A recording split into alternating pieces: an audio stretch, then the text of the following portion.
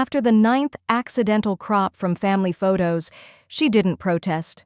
Elaine Prescott, mother, grandmother, and overlooked provider, simply watched. At brunch, between mimosa pours and polite dismissals, she handed out one envelope each. Inside, the estate summary, her will, the final version. Not a single child's name remained. The granddaughter who remembered her birthday now owned everything they'd assumed was theirs. Wait, before we go any further, I gotta ask, where are you watching from? Drop it in the comments and don't forget to subscribe. The late afternoon sun stretched across the marshlands behind the Hartwell family estate, gilding the tall grasses in soft gold as dragonflies hovered just above the waterline. Inside the house, the air smelled faintly of lemon polish and roasted sweet potatoes, mingling with the ghost of cedar from the wooden banister that Elaine Hartwell had refinished by hand nearly 30 years ago. She stood in the dining room, adjusting the placement cards one last time, though no one would notice if they were slightly misaligned. The linen runner, ironed to crisp perfection, held a crystal vase of gardenias, freshly clipped that morning, when the dew still clung to the petals like breath. Elaine had set the table herself, bypassing the caterer's offer, as always. Some things couldn't be outsourced.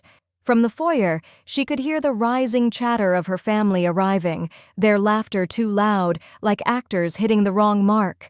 Someone opened a bottle of champagne with a dramatic pop. The photographer, a young man in jeans and a blazer, was already positioning light stands near the wide front porch. He moved with the efficiency of someone who had done 100 of these, families pretending to be closer than they were.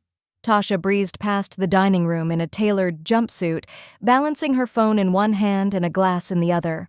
"Elaine, did you ever confirm if we're doing lemonade or sweet tea?" she asked, not bothering to look up.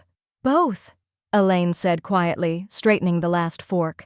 She smoothed the hem of her blouse, then reached for the recipe card on the sideboard, a worn, handwritten one labeled Henry's Peach Glaze, and slid it back into the drawer.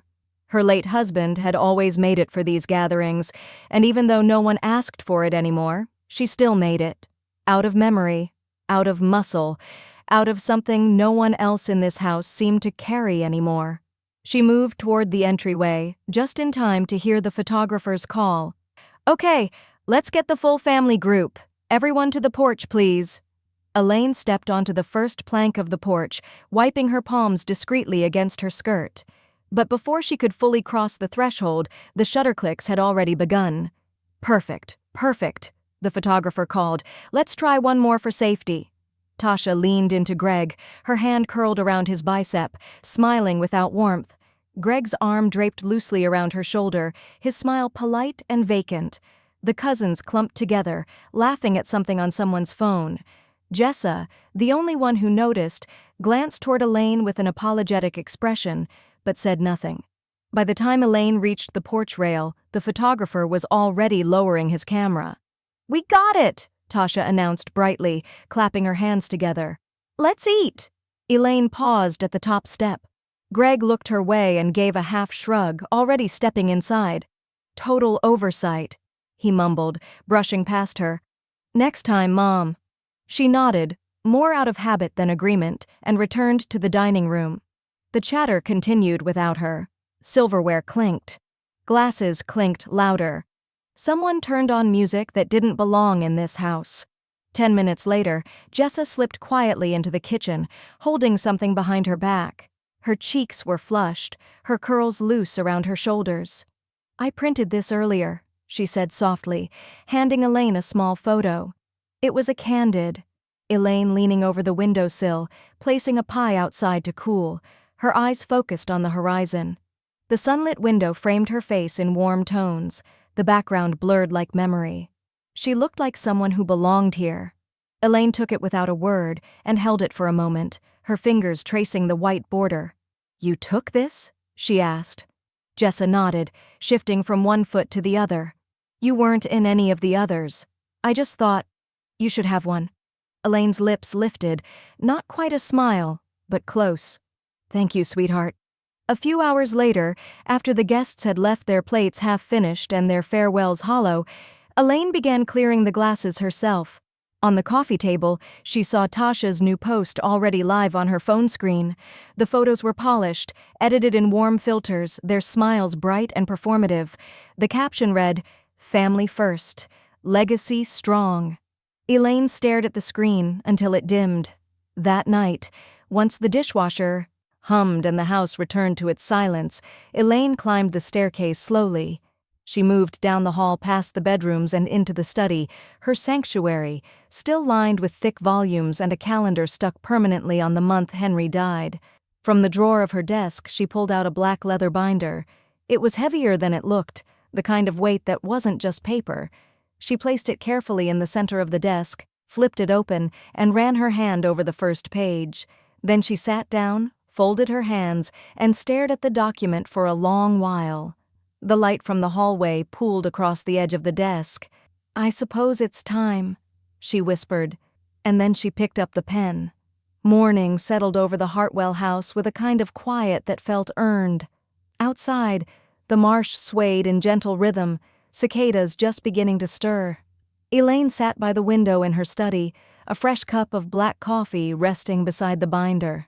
The condensation from the mug left a faint ring on the coaster, but she didn't move to fix it.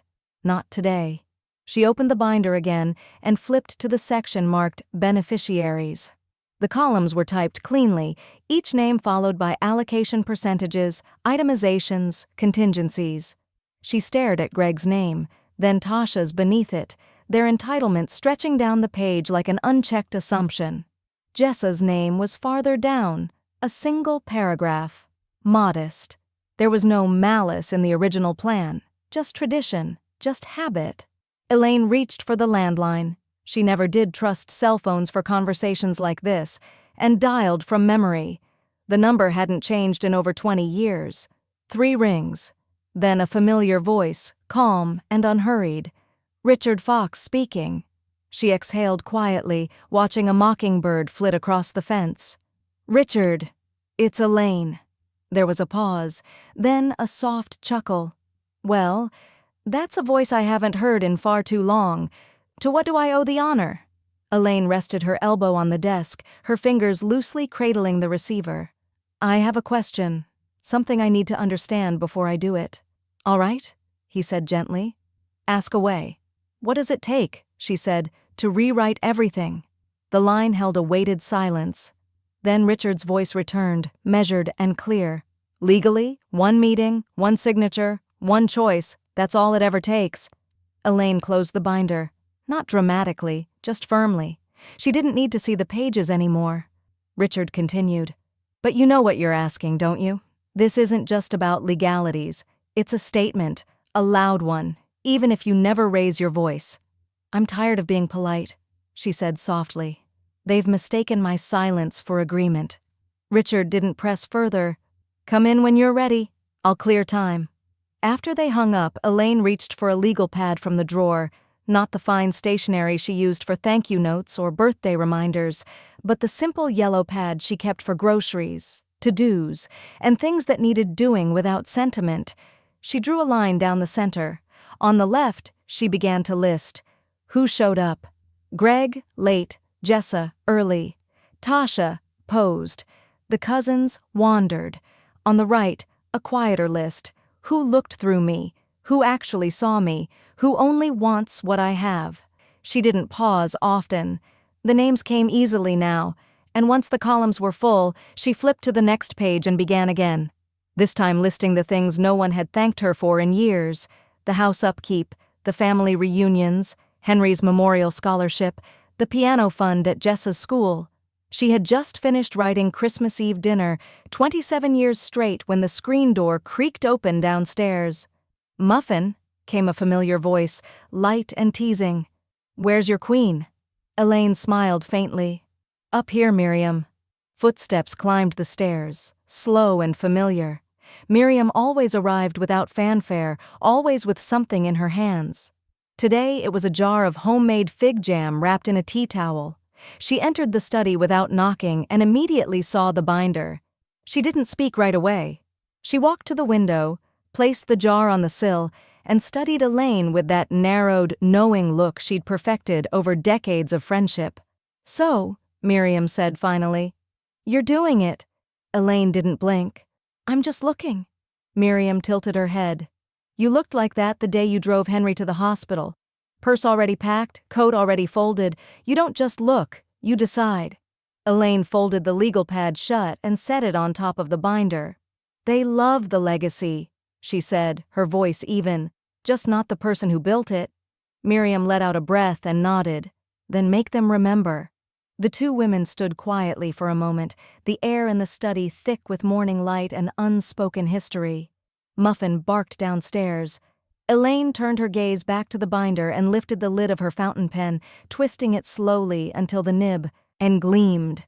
The flyer arrived folded into Jessa's backpack, tucked between a Spanish quiz and a permission slip for a zoo trip she wouldn't attend.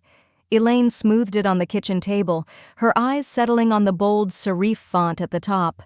Charleston Parent and Community Gala, celebrating legacies.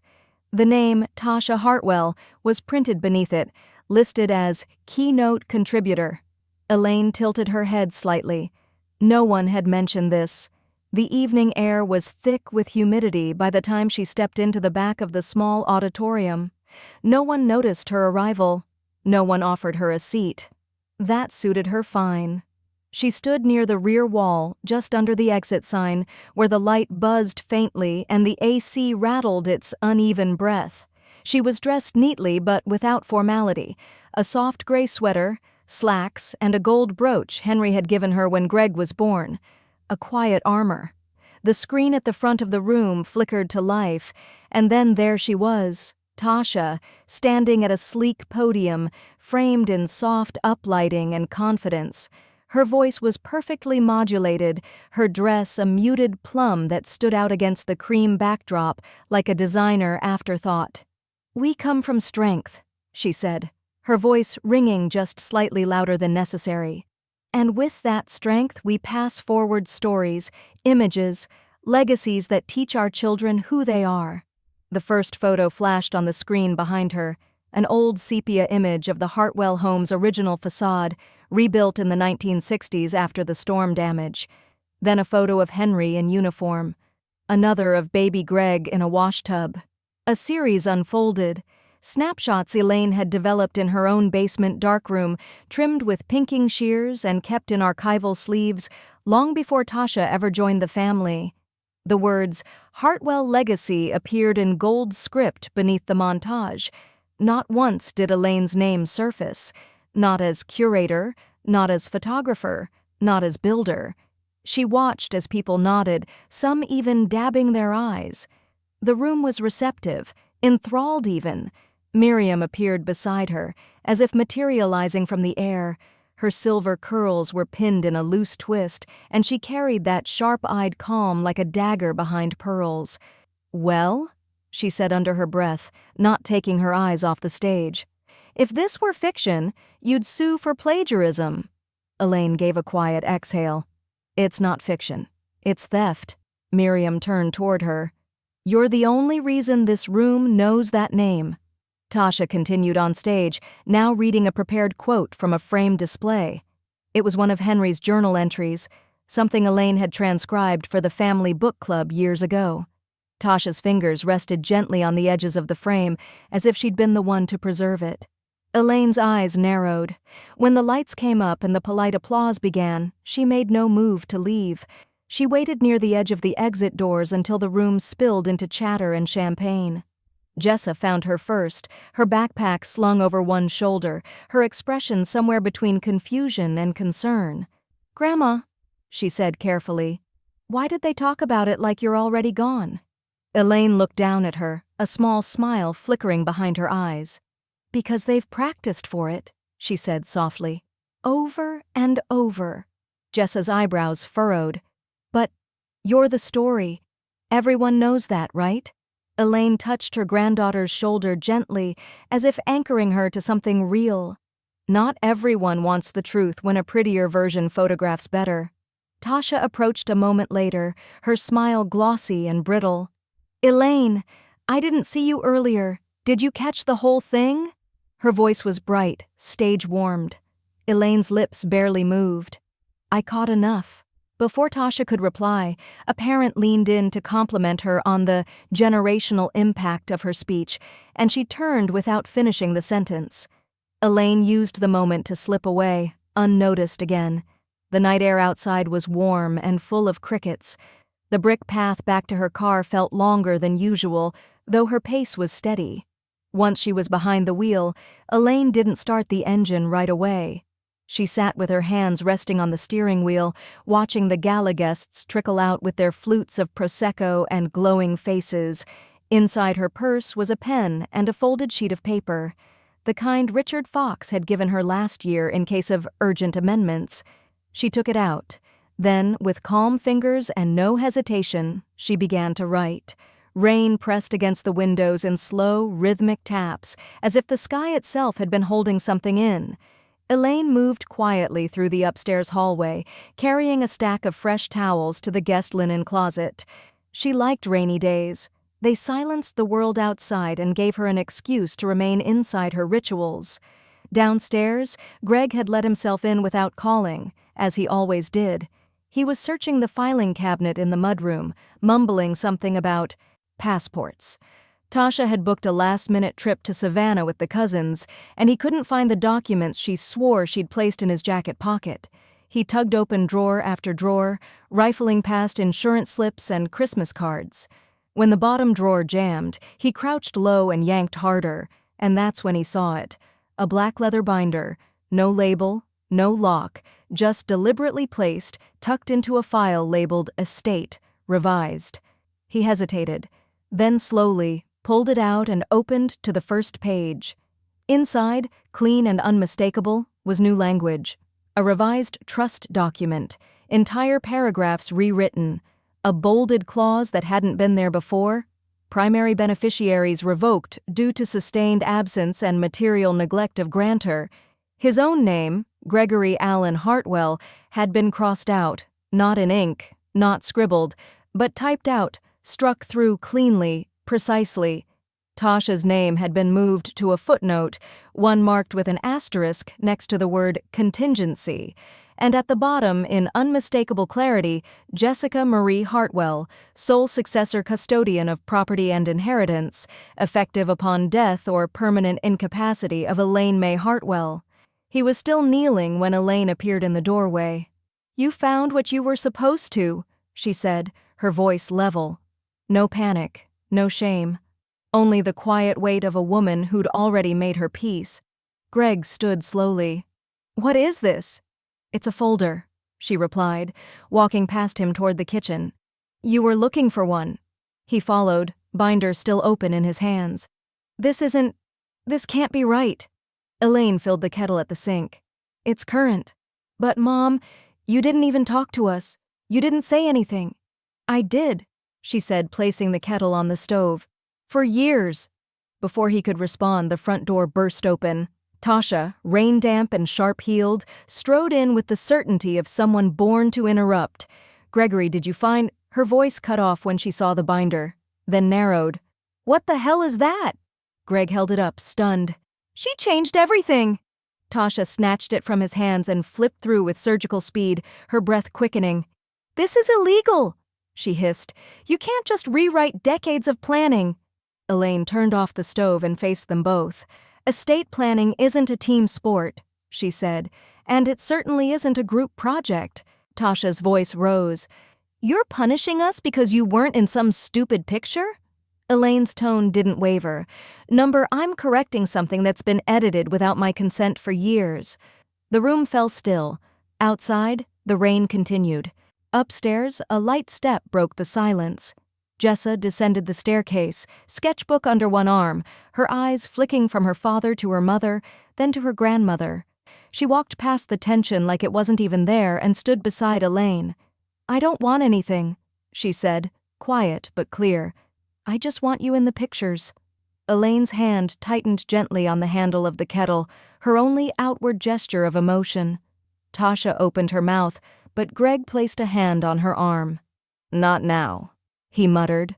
Tasha bristled but didn't speak. She turned, her heels clicking hard across the floor as she left. Greg followed her, the binder still clutched in his hand like a piece of unfamiliar history. When the door shut behind them, Elaine let out a slow breath. Jessa placed her sketchbook on the counter and opened it to a half-finished drawing of a garden. In the center, a woman seated on a bench, sunlight on her face. "You always say I should draw what I want to see," she said. "So I did." Elaine nodded, her voice barely above a whisper. "Then frame it." The elevator in the downtown law office glided open with a quiet chime. Elaine stepped out alone, heels echoing softly on the marble floor. She carried a leather satchel tucked under her arm, not the binder. That had been entrusted to no one and nothing but her own hands until now. Inside the satchel was a clean set of documents, marked with tabs and signatures, printed on thick paper with watermarked headers that whispered permanence. Richard Fox's office was unchanged in 30 years. Dark wood paneling, navy rug, 3 diplomas behind the desk, and the scent of old paper and fresh coffee. He stood as she entered, a small smile playing at the corner of his mouth.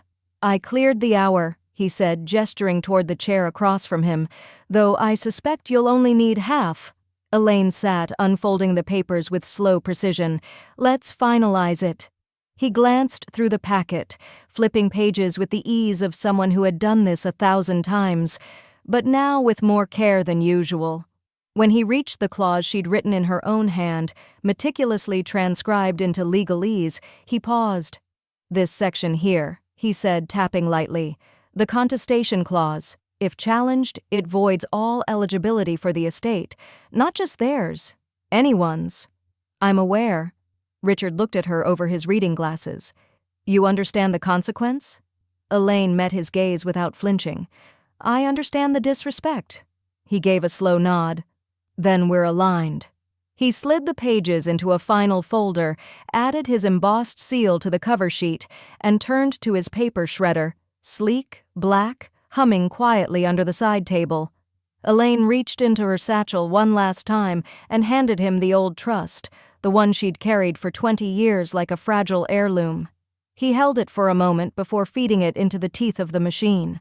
The paper disappeared line by line, its history erased in clean, mechanical strokes. Behind him, Miriam sat in the side chair by the bookshelf, watching the whole thing like someone who already knew the ending. "God, that sound is satisfying," she murmured. "It's like a divorce but quieter." Elaine didn't smile, but her eyes softened. That version needed retiring. Richard handed her the sealed copy of the new trust. "You've been deliberate, thoughtful, and more than fair." She placed the folder gently back into her satchel. Fairness was never the issue. They exchanged no hug, no final word of sentiment, just a handshake, a firm, knowing one that held more weight than any family toast had in years. Outside, the rain had stopped. Charleston's cobblestone streets shimmered under a pale sun trying to reassert itself.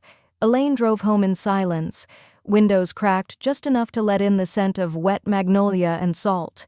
Lunch had already been set out when she arrived. Miriam had laid out the patio table with sandwiches, cut fruit, and mint water. It was their ritual now, something simple, restorative, unchanged by whatever tension had built inside the house. Muffin barked once and retreated to his corner near the rosemary bush. Elaine poured herself a glass of water and sat. "He's late." Miriam checked her watch without interest. Surprise, surprise. A few minutes later, Greg arrived, shirt rumpled, eyes tired. He kissed Elaine's cheek, more out of habit than intent, and dropped into the seat across from her. "Sorry," he mumbled. "Traffic." "Of course," she said, not looking up from her plate. He picked at his sandwich but didn't say a word about the binder. Not about the trust, the clauses, the names that had vanished like breath on a mirror. He spoke about his weekend plans, about Tasha's new workout coach, about a neighbor's broken fence. His words floated, weightless and misplaced. Elaine nodded when appropriate, but her silence was thicker than the space between them. Across the table, Miriam watched the performance with measured detachment. She reached for a peach slice and turned to Elaine. "You know, for a man who just fell off the family tree, he seems oddly comfortable." Elaine didn't answer. Instead, she looked out toward the marsh, where the tide had just begun to roll in, washing away whatever had been left behind. She reached into her bag, touched the folder once, just to be sure it was still there, and then let her hand fall back into her lap. Above them, a breeze swept through the trellis and lifted the edge of the linen napkins. Greg's voice had sounded too cheerful when he invited her. "We'd love to have you come by the house this weekend," he'd said, a little too fast. "Tasha put up the new photos. Thought you might want to see." Elaine had paused just long enough for him to feel it. Then she answered with her usual grace. "Of course. Sunday?" Now, as she stood in her son's pristine living room, she understood why he had offered. The Hartwell name echoed everywhere, etched into the spine of coffee table books, stitched onto a decorative pillow, displayed in gilded letters across a framed family values print in the hallway. But none of it felt like her. Tasha's sense of style was heavy-handed. Neutral tones dominated the space, interrupted only by curated accents of navy and bronze, the kind of house you whispered in, the kind you kept company in, not comfort. Greg was in the kitchen, fiddling with the espresso machine he didn't know how to use. "Tasha's with Jessa at the tailor," he called out. "We're doing new holiday photos next week." Elaine didn't answer.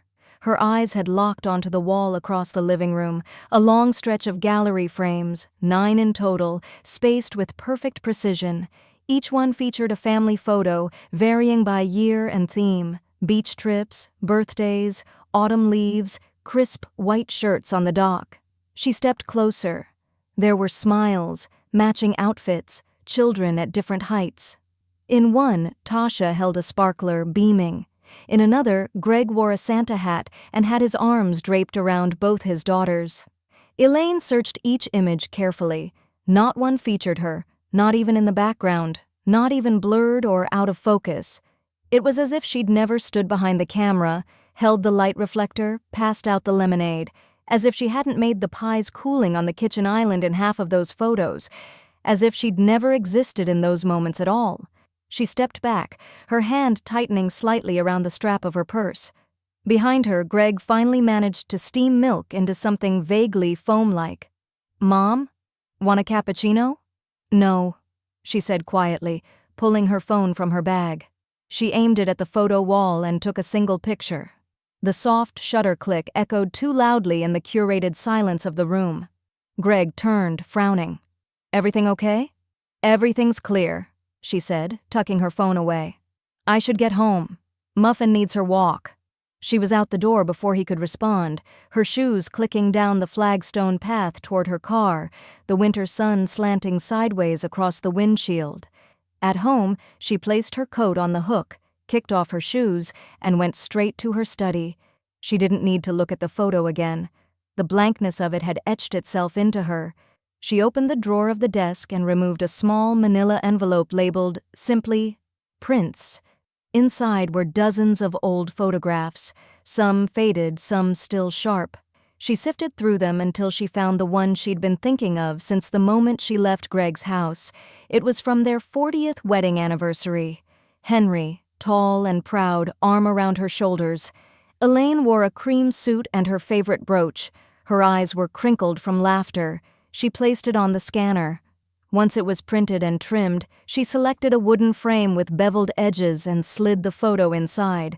Beneath it, on thick cardstock, she wrote in calligraphy, "The two who started it all." She mounted the frame just above her writing desk.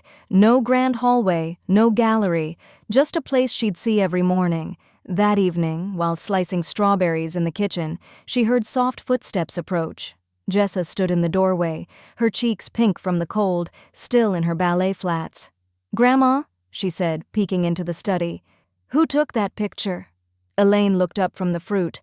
"A neighbor, back when neighbors borrowed cameras and not opinions." Jessa stepped closer.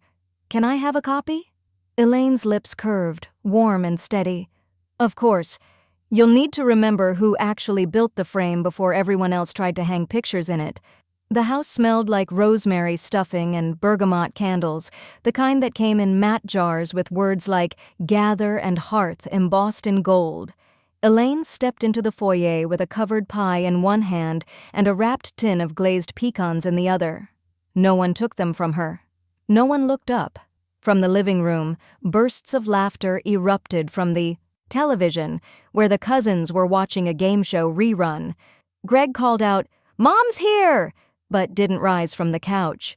Elaine stood for a moment longer than she needed to, waiting to be told where to go. When no one said anything else, she made her way into the kitchen and placed the pie neatly at the end of the long counter, already crammed with catered dishes in foil pans: macaroni truffle bake, pumpkin ravioli, something called cranberry goat cheese strata. Tasha appeared in the doorway, wearing a cream turtleneck dress and heels that never belonged in a kitchen. "Oh, you brought the sweet potato," she said, a little too bright. "Well, it's all plated now, but maybe the kids will want extra." Elaine didn't answer. She smoothed the front of her cardigan and walked to the dining room. The table stretched across the room like a conference board, long, elegant, deliberate. Gold-rimmed plates had already been set, name cards arranged in calligraphy. She scanned them until she found hers, placed neatly at the far end of the table, next to the children's corner, where a foldable table had been set up with paper plates and sparkling apple cider. Elaine sat quietly, her posture impeccable, her fork placed gently atop her napkin. She didn't touch the wine poured next to her. She didn't raise her hand when they offered seconds. She listened to conversations swirling around her like wind: office gossip, Jessa's scholarship update, a cousin's new TikTok following. No one asked her a question, no one made eye contact longer than a glance. Midway through the meal, Greg leaned over from halfway down the table and called, "Hey Mom, do you want to take home some of the truffle mac? I can wrap it in foil for you." Elaine tilted her head slightly. "No thank you." Greg nodded and turned away before hearing her tone. He was already mid-sentence with someone else by the time she picked up her fork again. After dessert, she rose without a word and began collecting empty glasses and stray utensils. No one asked her to. No one tried to stop her. She moved through the room like a shadow. It wasn't until the dishwasher hummed to life and the table was cleared that she stepped quietly into the living room and approached the mantel. The room was mostly empty now. Tasha was in the kitchen, directing someone on a phone call. Greg was nowhere to be seen. Jessa was upstairs, helping her younger cousin find a missing sock. Elaine reached into her handbag and pulled out a plain white envelope, sealed and unaddressed.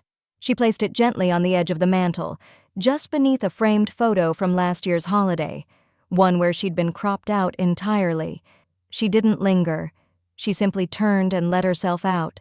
The night air was crisp, the moon thin and high above the marsh. She drove home with the windows cracked, her fingers drumming against the wheel. Muffin greeted her with a single bark, tail thumping once before curling back onto her bed. Elaine hung her coat, reheated a mug of chamomile tea, and sat at the table alone.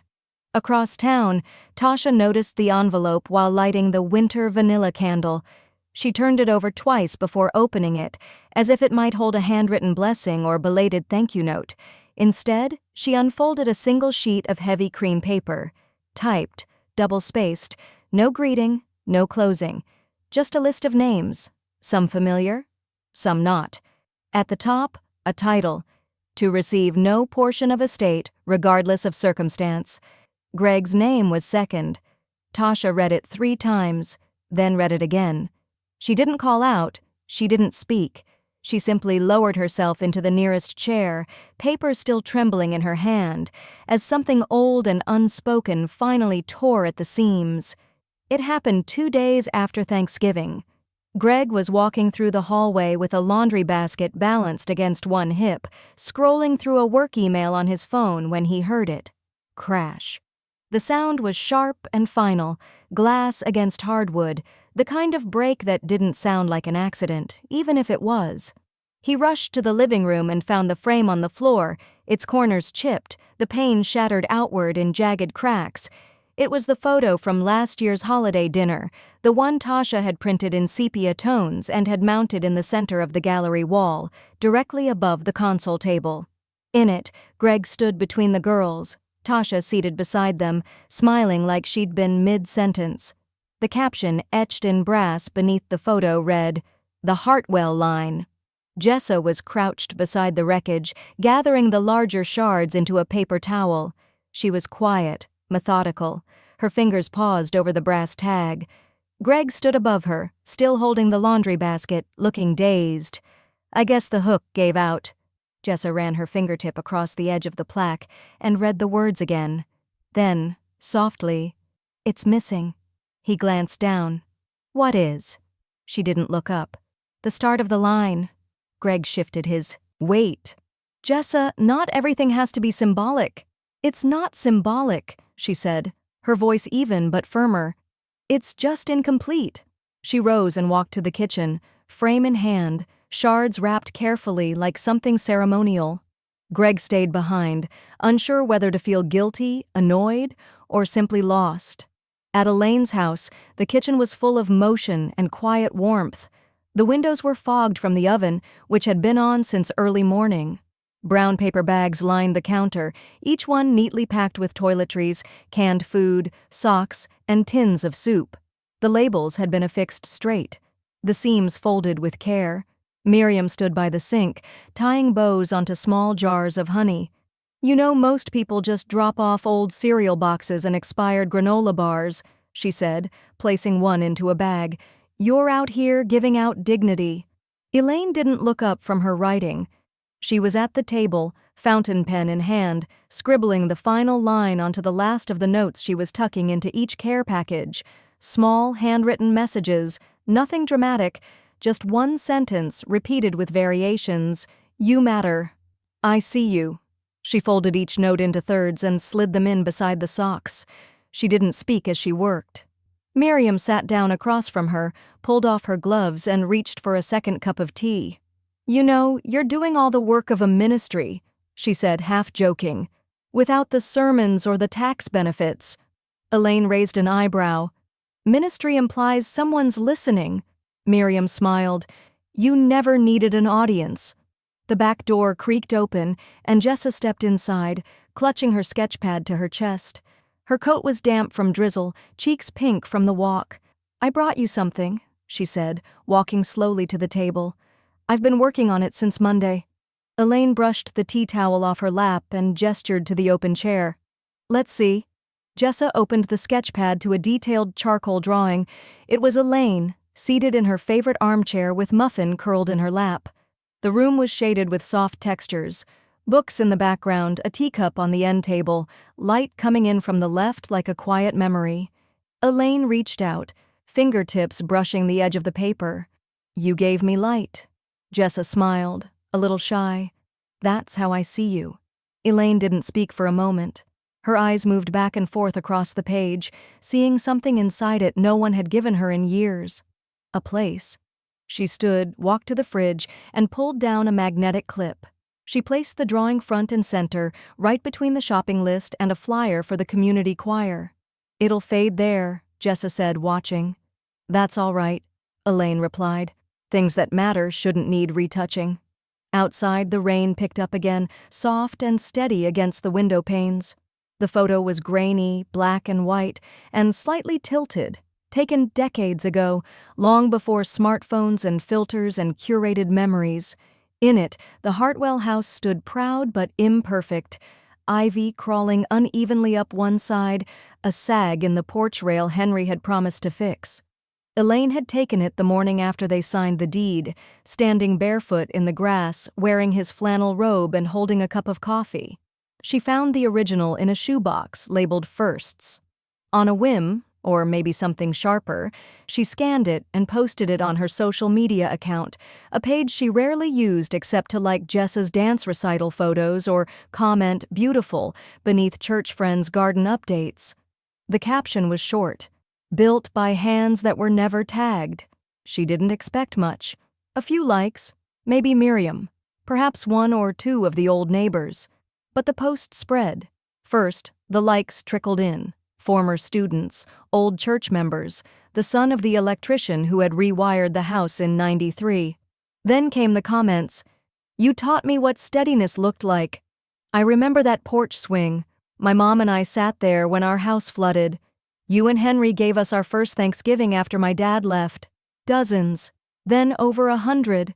And then Jessa shared it. She didn't just repost the image, she wrote under it, My grandma built something they all stood in and then forgot to turn around and thank her. Elaine read the words twice, her thumb resting gently against the edge of her phone screen. She said nothing, just stood by the sink, letting the kettle whistle for a few extra seconds before turning off the stove. Greg called that evening. Late. His voice was stiff and practiced, like someone who'd rehearsed in the mirror and still didn't believe it would work. "Mom," he began, "can we talk?" Elaine sat down slowly at the kitchen table, the phone pressed to her ear.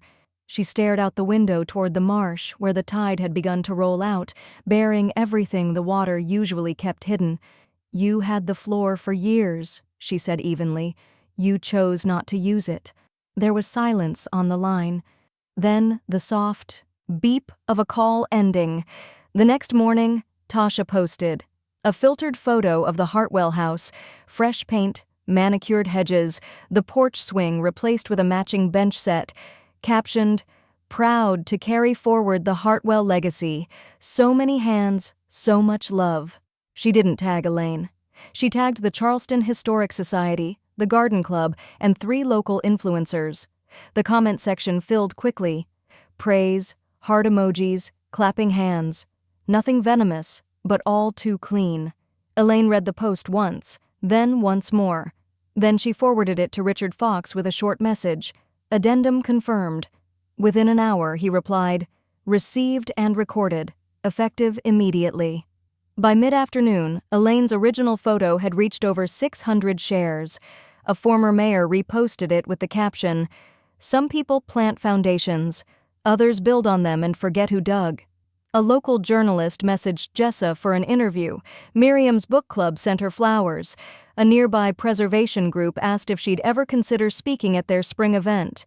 Elaine said no to the interview, no to the speech, but she put the flowers in Henry's old whiskey decanter and set them in the window.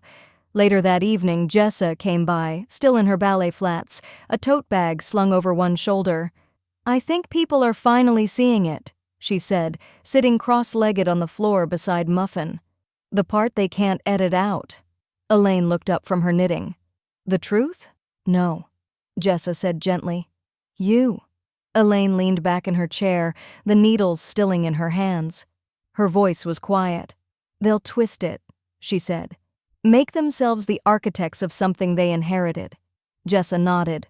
"But now the foundation has your name on it." Elaine didn't respond. Instead, she reached for the black binder, flipped to the very back and slid in a printed copy of her post, caption intact.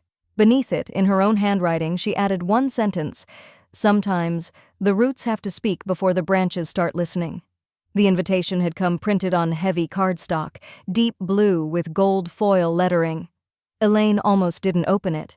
At first glance, it looked like another fundraiser she hadn't been asked to contribute to, but this time her name was on the back flap.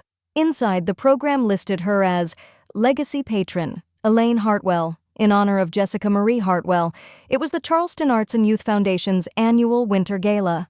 Elaine had written the check 2 months earlier, quietly. No announcement, no plaque, no ribbon cutting.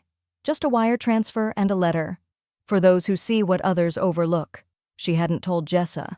The night of the gala, she wore a navy shawl over a charcoal silk dress. Simple, elegant, and familiar. It had been Henry's favorite. Miriam had offered to drive her, but Elaine preferred to walk the final block alone, the clack of her low heels steady against the cobblestone. The hotel was lit in amber and silver, strings of fairy lights glowing under a glass ceiling. Everyone smelled faintly of lavender or cologne. Inside, the buzz of champagne and orchestral piano filled the room, accompanied by the low hum of Charleston's well-connected congratulating each other. Elaine moved through the crowd unnoticed. She wasn't wearing anything that glittered. She didn't carry a clutch worth mentioning. No one stopped her for introductions. She didn't mind. She found a seat near the back, not at a table but on a cushioned bench along the wall. From there, she watched the donors laugh and lean toward one another, all curated intimacy and polished shoes. A server passed by with a tray of lemon water. She took one. That was enough. The moment came quietly. On a center screen, the event organizers projected the year's patrons, logos, donor names. Then came the final slide.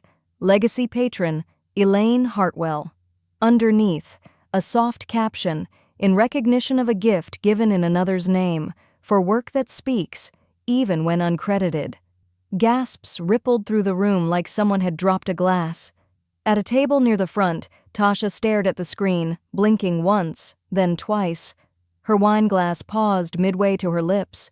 Greg leaned closer, his voice tight and confused. Why would she do that? Tasha didn't answer. Elaine didn't flinch. She just sipped her water and let it settle. From across the room, Jessa spotted her and broke away from a circle of classmates. Her heels clicked quickly against the floor as she made her way through the crowd, cheeks flushed not from embarrassment, but pride. "You did this?" she asked when she reached her. "You never said anything." Elaine stood. "You're the one worth saying something about." Jessa's eyes gleamed. She took her grandmother's hand. "Come with me." They moved to the front of the ballroom, where a photographer had just repositioned the backdrop. Couples posed with forced laughter, foundation board members beamed too broadly. "Just the two of us," Jessa told the photographer, ignoring the sideways looks from Tasha. Elaine hesitated for only a second, then stepped into the light. The flash popped 3 times. Behind them, the screen still bore her name. Not footnoted, not misspelled, not hidden behind a married prefix or family title. Just Elaine Hartwell. The photographer adjusted his lens. "One more? Smile if you want." Elaine didn't. Not exactly. But something quiet passed over her face. Something earned. Later, when the program booklets were collected and the chairs stacked, the final photo of the night was uploaded to the Foundation's website. Elaine and Jessa, standing under the word Legacy, lit in gold. Back at home, Greg refreshed the event feed again, disbelief painting his face in silence. Tasha stood beside him, jaw tight, arms crossed. "She's not being subtle anymore," she muttered. "No," Greg said slowly. "She's not." The envelope was waiting in Elaine's mailbox, nestled between a seed catalog and a flyer for gutter cleaning. No fanfare. Just a standard cream envelope, addressed in block letters, return address, Richard Fox and Associates. Elaine brought it inside and set it on the kitchen table beside her tea. She didn't open it right away. Instead, she fed Muffin, straightened the dish towels, and wiped down the counter, even though it was already clean. When the kettle finally whistled, she turned off the stove and let the silence settle. Then she opened the envelope.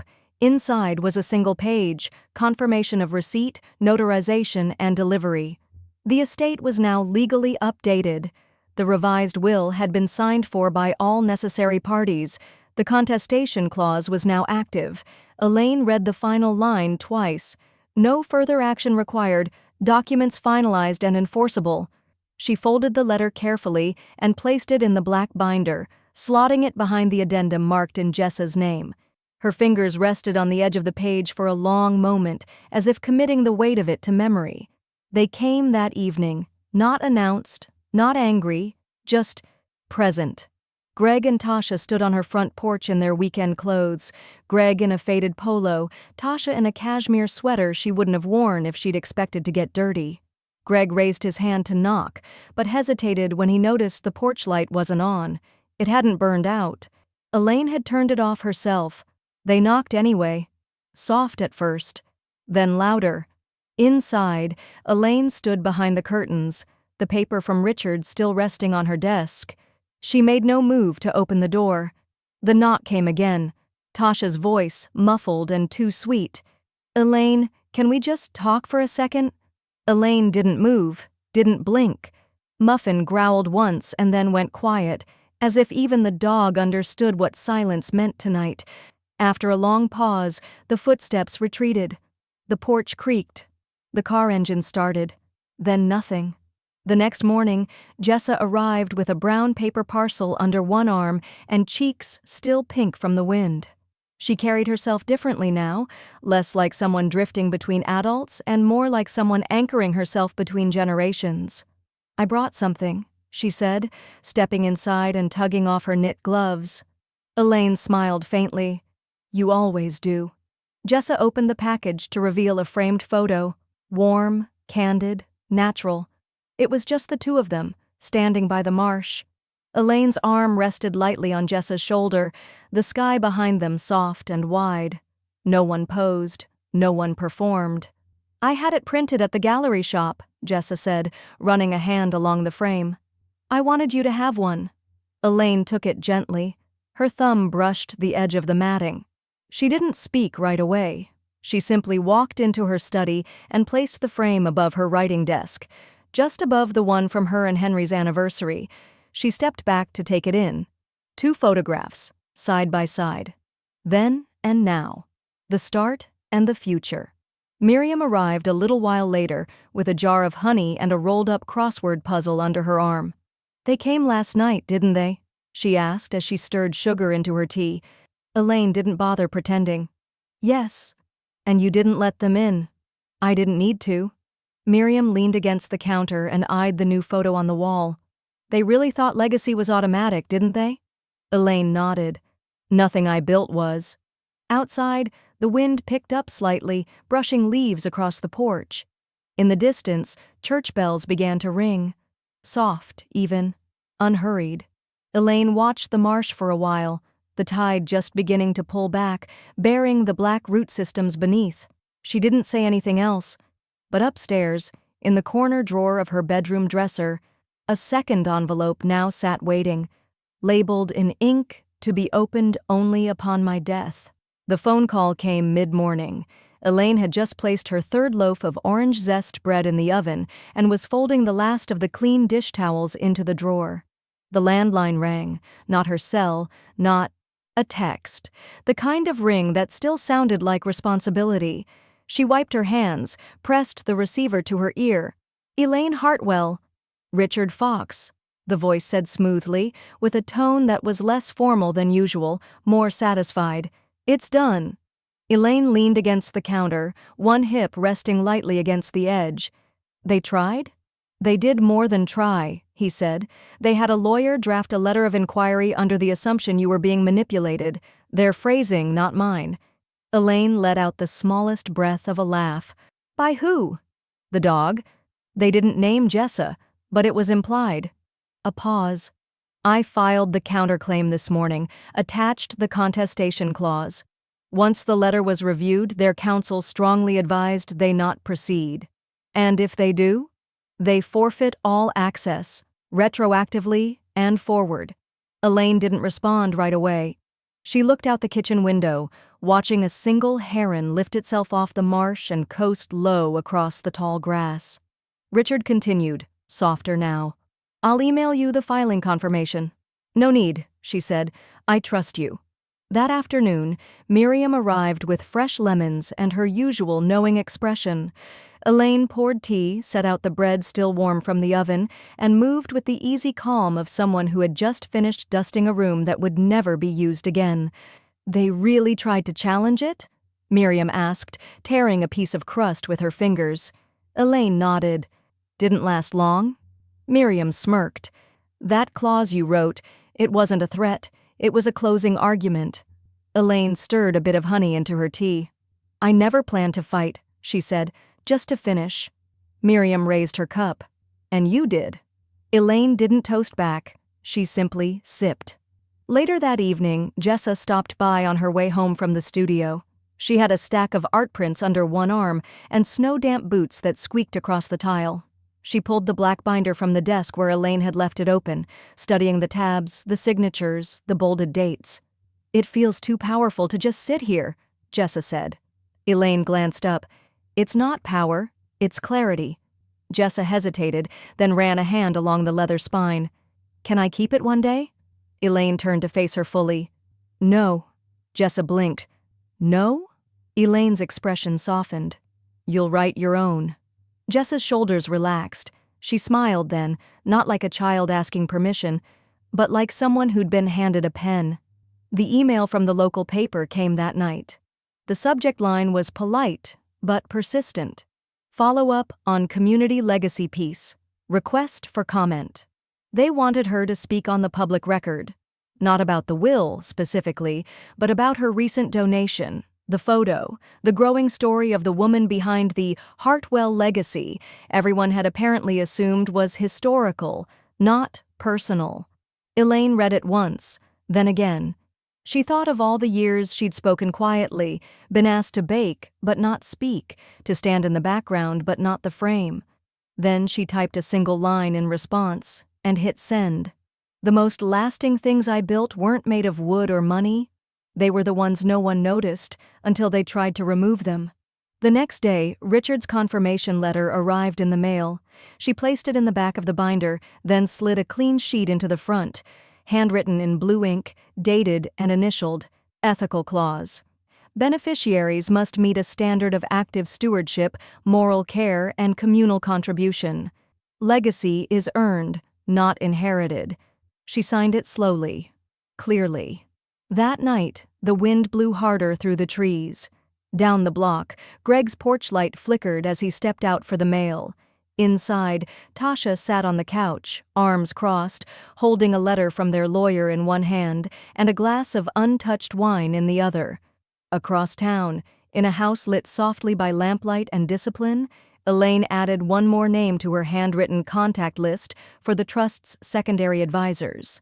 The name read, Jessica Marie Hartwell, Interim Executor, Provisional. It began with a patch of blank wall, just 6 feet wide, along the hallway leading to the study. Elaine had passed it for years, dusted it, repainted it twice, and never thought it deserved attention. But after the confirmation letters, the interview requests, the closed door on Greg's porch, she saw it differently. On Monday morning, she moved the hallway bench to the garage and wiped the plaster clean. By Thursday, frames were arranged on the dining table in neat rows, sorted not by date, but by value.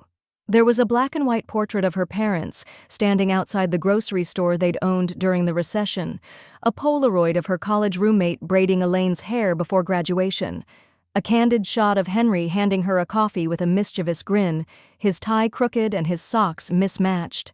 There were snapshots of her first classroom, her third, her last, a group photo from the literacy project she'd led for 12 years, smiling kids holding laminated library cards in hands, still learning how to hold pencils properly. Not a single photo featured Tasha, none included Greg past the age of 10. Jessa came over that afternoon with her sketch pad and a label printer. "Want help?" she asked, slipping off her coat and tying her curls up with a pencil. Elaine nodded toward the final frame, one of her standing next to a plaque on the community garden bench she'd funded years ago, back when the mayor still called her by her first name. Jessa adjusted the levels on the printer. Caption? Elaine hesitated. "Not everyone in your past deserves a frame in your future." Jessa raised an eyebrow, then smiled. Harsh. Elaine met her gaze. Honest. The label clicked and printed.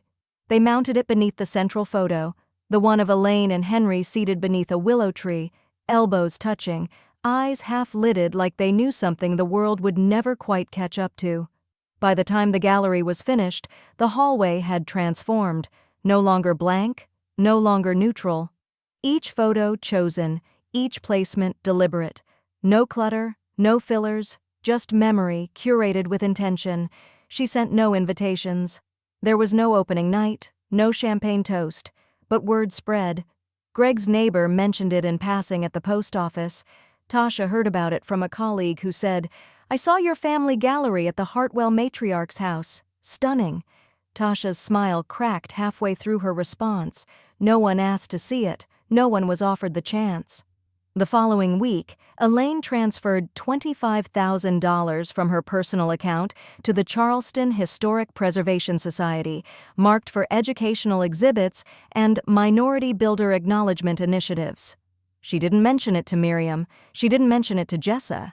She simply printed the confirmation page and slipped it into the black binder, just behind the ethics clause. Then she walked to the end of the hall, opened one final frame, and turned it face down. She left it that way, empty, intentional, a symbol for anyone who wondered if they were missing. That night, Miriam brought over soup and a folded newspaper article about how the marshland laws were being updated. "You'll be glad to know you're not the only one setting new boundaries," she joked, ladling broth into bowls. Elaine didn't laugh, but the corners of her mouth shifted upward. "They always follow the land," she said, "even when they ignore who tilled it." The next morning, Muffin barked sharply, once, then again, louder. Elaine opened the front door to find a cream envelope lying neatly on the mat. No stamp, hand-delivered. The return address was embossed in ink, Charleston Historical Commission. Inside, a letter. "Dear Ms. Hartwell, we would like to formally discuss an archival exhibit on multi-generational female stewardship in the Low Country region. Your contributions have come to our attention through multiple community endorsements. We believe your story is essential history." Elaine read it once, then again. She looked up at the gallery wall, at the photo of her parents, at Henry's crooked tie, at the girl who built a life and never asked for a frame until now. She folded the letter, slid it into the binder, and left the front door open just long enough to let the morning light reach the floor. The brunch was quiet by design. Elaine didn't mail invitations. She called, one by one, the people who'd shown up with casseroles during Henry's long illness, the neighbors who watered her camellias when she forgot, the retired custodian who still brought her peaches every July, and, of course, Miriam and Jessa. It wasn't a holiday. No theme, no decorations. Just good eggs, warm bread, and a pitcher of orange slices floating in cold water. Elaine arranged the folding chairs herself that morning. Muffin followed her from room to room, tail occasionally thumping against a doorframe like punctuation. At noon, the house smelled faintly of lemon and vanilla.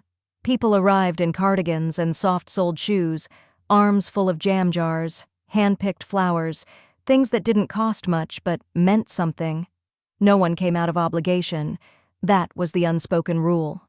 Elaine wore navy again, a cotton blouse with rolled sleeves, and the locket Henry had given her on their 35th anniversary. She looked rested, not because life had softened, but because she had finally stopped expecting apology from the wrong mouths. Miriam brought scones. Jessa brought her camera. The table was full within minutes, bowls passed without announcement, stories shared without performance. Elaine moved easily among them, refilling mugs, brushing crumbs into her palm.